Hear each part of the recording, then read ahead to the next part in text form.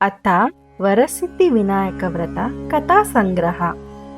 ನೈಮಿಷಾರಣ್ಯವಾಸಿಗಳಾದ ಋಷಿಗಳು ಒಟ್ಟಾಗಿ ಒಂದು ಕಡೆ ಸಭೆ ಸೇರಿ ಪುರಾಣಿಕನಾದ ಸೂತ ಮಹಾಮುನಿಯನ್ನು ಕುರಿತು ಹೀಗೆ ಹೇಳಿದರು.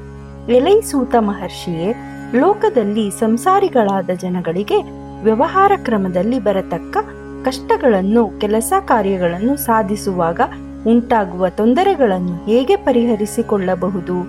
ಅಲ್ಲದೆ ಗೃಹಸ್ಥ ಧರ್ಮ ನಿರತರಾದವರು ಧನ ಸಂಪನ್ನರಾಗಿ ಪುತ್ರ ಪೌತ್ರಾದಿಗಳಿಂದ ಕೂಡಿ ಸುಖದಿಂದ ನಿರ್ವಿಘ್ನವಾಗಿ ತಮ್ಮ ಶತ್ರುಗಳನ್ನು ಜಯಿಸಿ ಅಜೇಯರಾಗಿ ಬಾಳಲು ಏನು ಮಾಡಬೇಕು?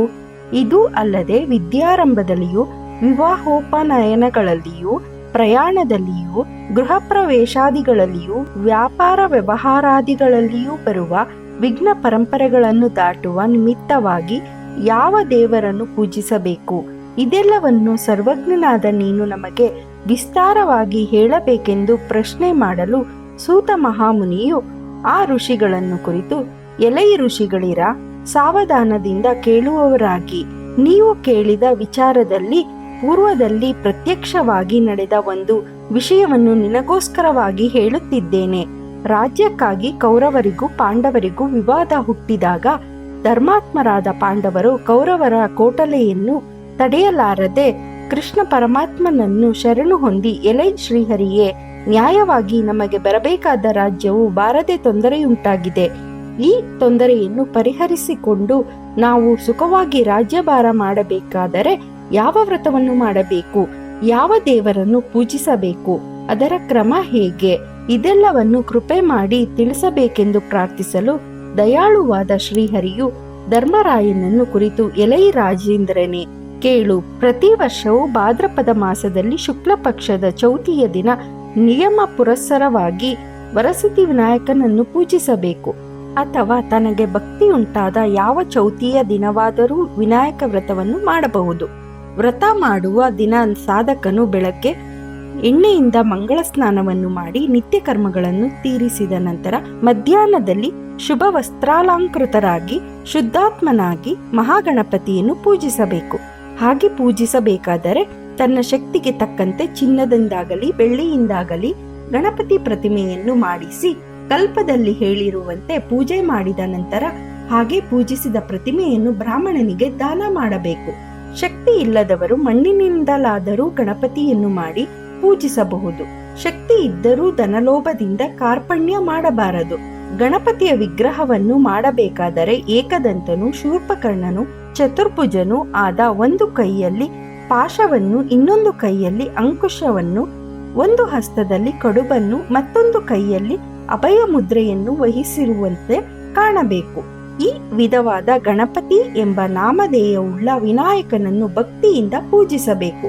ಮೊದಲು ಆವಾಹನೆ ಮಾಡಿ ಅಶನಮಂಡಿತನಾದ ವಿನಾಯಕನಿಗೆ ಅರ್ಘ್ಯಾಪಾದ್ಯಾದಿಗಳನ್ನು ಕೊಟ್ಟು ಪಂಚಾಮೃತ ಸ್ನಾನವನ್ನು ಮಾಡಿಸಿ ಗಣಾಧಿಪನೆಂದು ಹೇಳಿ, ಗಂಧವನ್ನು ವಿನಾಯಕನೆಂದು ಹೊಗಳಿ, ಹೂಗಳನ್ನು ಉಮಾಸುತನೆಂದು ಹೇಳಿ, ಧೂಪವನ್ನು ರುದ್ರಪ್ರಿಯನೆಂದು ಸುತ್ತಿಸಿ, ದೀಪವನ್ನು ವಿಘ್ನನಾಶಕನೆಂದು ಹೇಳಿ, ನೈವೇದ್ಯವನ್ನು ಸಮರ್ಪಿಸಿ ಪೂಜಿಸಿ, ಮೇಲೆ 21 ಗರಿಕೆಯ ದಳಗಳನ್ನು ತೆಗೆದುಕೊಂಡು ಗಂಧ ಸಹಿತವಾಗಿ ಆ ಗರಿಕೆಯಿಂದ 21 ಸಾರಿ ಗಣಾಧಿಪ, ಉಮಾಪುತ್ರ, ಅಘನಾಶನ, ವಿನಾಯಕ, ಈಶಪುತ್ರ, ಸರ್ವಸಿದ್ಧಿ ಪ್ರದಾಯಕ, ಏಕದಂತ, ಇಭವಕ್ತ್ರ, ಮೂಷಕ ವಾಹನ, ಕುಮಾರಗುರು ಎಂಬ ನಾಮಗಳನ್ನು ಹೇಳುತ್ತಾ ಪ್ರತಿಯೊಂದು ಹೆಸರಿಗೂ 2 ಗರಿಕೆಗಳು ಬರುವಂತೆ ದೂರ್ವಾಯುಗ್ಮದಿಂದ ಪೂಜಿಸಿ 21 ಮೋದಕಗಳನ್ನು ನೈವೇದ್ಯ ಮಾಡಿ 10 ಮೋದಕಗಳನ್ನು ದಕ್ಷಿಣೆ ಸಹಿತವಾಗಿ ಬ್ರಾಹ್ಮಣನಿಗೆ ದಾನ ಮಾಡಿ, ತನಗೂ ತನ್ನ ಪರಿವಾರಕ್ಕೂ 10 ಕಡುಬುಗಳನ್ನು ಉಳಿಸಿಕೊಂಡು ಉಳಿದ 1 ಮಾತ್ರ ಗಣಪತಿಗೆ ಸಮರ್ಪಣೆ ಮಾಡಬೇಕು. ಹೀಗೆ ಮಾಡಿದ ನಂತರ ಯಥಾಶಕ್ತಿಯಾಗಿ ಬ್ರಾಹ್ಮಣ ಸುವಾಸಿಯರನ್ನು ಮೃಷ್ಟಾನ್ನ ಪಾನಗಳಿಂದ ತೃಪ್ತಿಪಡಿಸಿ ದಕ್ಷಿಣೆ ತಾಂಬೂಲಗಳನ್ನು ಕೊಟ್ಟು ಅನಂತರದಲ್ಲಿ ತಾನು ತನ್ನ ಇಷ್ಟ ದೇವತಾರಾಧನೆಯನ್ನು, ನಿತ್ಯ ಕರ್ಮಗಳನ್ನು ತೀರಿಸಿಕೊಂಡು ತೈಲವರ್ಜಿತವಾದ ಆಹಾರಗಳನ್ನು ಭುಂಜಿಸಬೇಕು. ಈ ರೀತಿಯಾಗಿ ಪ್ರಸಿದ್ಧವಾಗಿರುವ ವರಸಿದ್ಧಿ ವಿನಾಯಕ ವ್ರತವನ್ನು ನೀನು ಮಾಡಿದರೆ ನಿನ್ನ ಶತ್ರುಗಳು ನಾಶವಾಗಿ ನಿನಗೆ ರಾಜ್ಯ ಸಂಪತ್ತಿಯುಂಟಾಗಿ ನೀನು ಸುಖವಾಗಿ ನಿಷ್ಕಂಟಕದಿಂದ ಬಾಳುವೆ ಎಂದು ಹೇಳಿ ಶ್ರೀಕೃಷ್ಣನು ಧರ್ಮರಾಯನನ್ನು ಕುರಿತು ಇಂತೆಂದನು. ಎಲೈ ಧರ್ಮರಾಯನೇ, ಕೇಳು. ಆದಿಯಲ್ಲಿ ಈ ವ್ರತವು ಕೈಲಾಸವಾಸಿಯಾದ ಪರಮೇಶ್ವರನಿಗೆ ಷಣ್ಮುಖನಿಗೆ ಉಪದೇಶಿಸಲ್ಪಟ್ಟಿತ್ತು. ಸರ್ವ ಸಂಕಷ್ಟಗಳನ್ನು ಪರಿಹರಿಸಿ ಸಕಲ ಸಿದ್ಧಿಗಳನ್ನು ಕೊಡುವ ಕಾರಣ ಈ ವ್ರತಕ್ಕೆ ವರಸಿದ್ಧಿ ವಿನಾಯಕ ವ್ರತವೆಂದು ಹೆಸರಾಯಿತು. ಆದ ಕಾರಣ ಪೂರ್ವದಲ್ಲಿ ತಾರಕಾಸುರನನ್ನು ಸಂಹರಿಸುವ ಕಾಲದಲ್ಲಿ ಕುಮಾರಸ್ವಾಮಿಯು ಈ ವ್ರತವನ್ನು ಮಾಡಿ ಜಯಶೀಲನಾದನು. ಪರಮೇಶ್ವರನು ಗಣನಾಥನನ್ನು ಪೂಜಿಸಿ ಆತನ ವರದಿಂದ ತ್ರಿಪುರಾಸುರನನ್ನು ಗೆದ್ದನು. ಶ್ರೀರಾಮನು ಕೂಡ ಸೀತೆಯನ್ನು ಕಳೆದುಕೊಂಡ ಮೇಲೆ ಅವಳನ್ನು ಹುಡುಕುವ ಕೆಲಸವು ನಿರ್ವಿಘ್ನವಾಗಿ ನೆರವೇರುವಂತೆ ಗಣಪತಿಯನ್ನು ಪೂಜಿಸಿ ಸೀತೆಯೊಡನೆ ಕೂಡಿ ರಾಜ್ಯಭಾರ ಮಾಡಿದನು. ಅಲ್ಲದೆ ಲೋಕಪ್ರಸಿದ್ಧನಾದ ಭಗೀರಥ ಮಹಾರಾಜನು ದೇವಗಂಗೆಯನ್ನು ತರುವುದಕ್ಕಾಗಿ ಪ್ರಯತ್ನಪಟ್ಟು ಮೊದಲು ಗಣಪತಿಯನ್ನು ಪೂಜಿಸಿ ಸಂಕಲ್ಪ ಸಿದ್ಧಿಯನ್ನು ಪಡೆದನು. ವೃತ್ರಾಸುರನನ್ನು ಸಂಹರಿಸುವುದಕ್ಕಾಗಿ ದೇವೇಂದ್ರನು ಈ ವ್ರತವನ್ನು ಮಾಡಿ ಶತ್ರುವನ್ನು ಜಯಿಸಿದನು.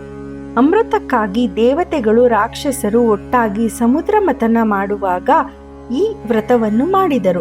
ಪಕ್ಷಿರಾಜನಾಗಿ ಅಮೃತವನ್ನು ದೇವಲೋಕದಿಂದ ತರುವುದಕ್ಕಾಗಿ ಹೊರಟ ಗರುಡ ದೇವನು ಈ ವ್ರತವನ್ನು ಮಾಡಿ ಧನ್ಯನಾಗಿ ಅಮೃತ ಕಲಶವನ್ನು ತಂದನು. ನಾನು ರುಕ್ಮಿಣಿಯೂ ಸಹ ಈ ವ್ರತವನ್ನು ಮಾಡಿ ಅದರ ಮಹಿಮೆಯಿಂದ ಲೋಕಗಳನ್ನು ಪಾಲಿಸುತ್ತಿರುವೆ.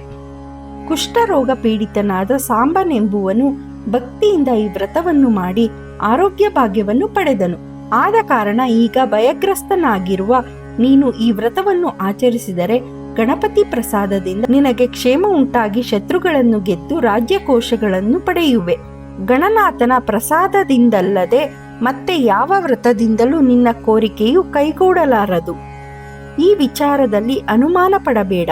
ಕುಟುಂಬ ಸಮೇತನಾಗಿ ಭಕ್ತಿಯಿಂದ ವರಸಿದ್ಧಿ ವಿನಾಯಕ ವ್ರತವನ್ನು ಮಾಡು ಎಂದು ಹೇಳಿದನು. ಆಗ ಧರ್ಮರಾಯನು ತೃಪ್ತನಾಗಿ ಭಕ್ತಿಭಾವದಿಂದ ತಮ್ಮಂದಿರೊಡಗೂಡಿ ದ್ರೌಪದಿ ಸಹಿತನಾಗಿ ವರಸಿದ್ಧಿ ವಿನಾಯಕನನ್ನು ಕಲ್ಪೋಕ್ತ ಪ್ರಕಾರದಿಂದ ಪೂಜಿಸಿದನು. ಆಗ ಗಣಪತಿಯು ಧರ್ಮರಾಯನ ಭಕ್ತಿಗೆ ಮೆಚ್ಚಿ ಪ್ರಸನ್ನನಾದನು. ಧರ್ಮಪುತ್ರನ ಇಷ್ಟಾರ್ಥವು ಕೈಗೂಡಿತು, ಶತ್ರುಗಳು ನಾಶವಾದರು. ಬಳಿಕ ಧರ್ಮರಾಯನು ಸಿದ್ಧಿವಿನಾಯಕನ ವರಬಲದಿಂದ ಸಕಲ ಭೋಗ್ಯ ಭಾಗ್ಯಾದಿಗಳನ್ನು ಅನುಭವಿಸಿದನು. ಆದ ಕಾರಣ ಲೋಕದಲ್ಲಿ ಯಾರು ಭಕ್ತಿಯಿಂದ ಗಣಪತಿಯನ್ನು ಪೂಜಿಸುತ್ತಾರೋ ಅವರಿಗೆ ಸರ್ವಸಿದ್ಧಿಗಳು ಲಭಿಸುವುವು. ಇದು ನಿಶ್ಚಯ. ಈ ವಿಚಾರದಲ್ಲಿ ಸ್ವಲ್ಪವೂ ಅನುಮಾನವಿಲ್ಲ. ಈ ವ್ರತವನ್ನು ಮಾಡಿದರೆ ವಿದ್ಯಾರ್ಥಿಯಾದವನಿಗೆ ವಿದ್ಯೆಯು, ಧನಾರ್ಥಿಯಾದವನಿಗೆ ಧನವು, ಕನ್ಯಾರ್ಥಿಯಾದವನಿಗೆ ಮದುವೆಯು, ಪುತ್ರಾರ್ಥಿಯಾದವರಿಗೆ ಮಕ್ಕಳು, ಮೋಕ್ಷಾಕಾಂಕ್ಷಿಗಳಿಗೆ ಮುಕ್ತಿಯು, ಇನ್ನೂ ಬಗೆಬಗೆಯಾದ ಅನೇಕ ವಿಧದ ಕೋರಿಕೆಗಳು ಅವರವರ ಭಕ್ತಿಗನುಸಾರವಾಗಿ ಸಿದ್ಧಿಸುವವು. ಅಲ್ಲದೆ ಈ ವ್ರತವನ್ನು ಮಾಡುವುದಕ್ಕೆ ಪ್ರಾರಂಭಿಸಿದಾಗಲೂ ಮೊದಲು ಮಹಾಗಣಪತಿಯನ್ನು ಪೂಜಿಸಿ ಆ ಬಳಿಕ ಆಯಾ ವ್ರತಗಳನ್ನು ಮಾಡಬೇಕು. ಹಾಗಿಲ್ಲವಾದರೆ ಯಾವ ವ್ರತವೂ ಸಿದ್ಧಿಸಲಾರದು. ಆದ ಕಾರಣ ವಿದ್ಯಾರಂಭ, ವಿವಾಹ, ಪ್ರಯಾಣ, ಗೃಹ ಪ್ರವೇಶ, ಬಂಧು ದರ್ಶನ, ವ್ಯಾಪಾರ, ವ್ಯವಹಾರ ಮೊದಲಾದ ಸಕಲ ಕಾರ್ಯಗಳಿಗೂ ಗಣಪತಿಯನ್ನು ಪೂಜಿಸಬೇಕು. ಹಾಗೆ ಪೂಜಿಸುವುದರಿಂದ ಅಣಿಮಾದಿ ಸಿದ್ಧಿಗಳು, ಅಷ್ಟಮಾತೃಕೆಯರು, ತ್ರಿಮೂರ್ತಿಗಳು, ಅಷ್ಟಾದಿಕಲ್ಪರು, ಸಮಸ್ತ ದೇವತೆಗಳು ತೃಪ್ತರಾಗುವರು. ಕನ್ಯೆಯು ಈ ವ್ರತವನ್ನು ಮಾಡಿದರೆ ಉತ್ತಮವಾದ ಪತಿಯೂ ದೊರೆಯುವನು. ಸುಮಂಗಲಿಯರು ಆಚರಿಸಿದರೆ ಬಹುಕಾಲ ಸೌಮಂಗಲ್ಯವನ್ನು ಅನುಭವಿಸುವರು.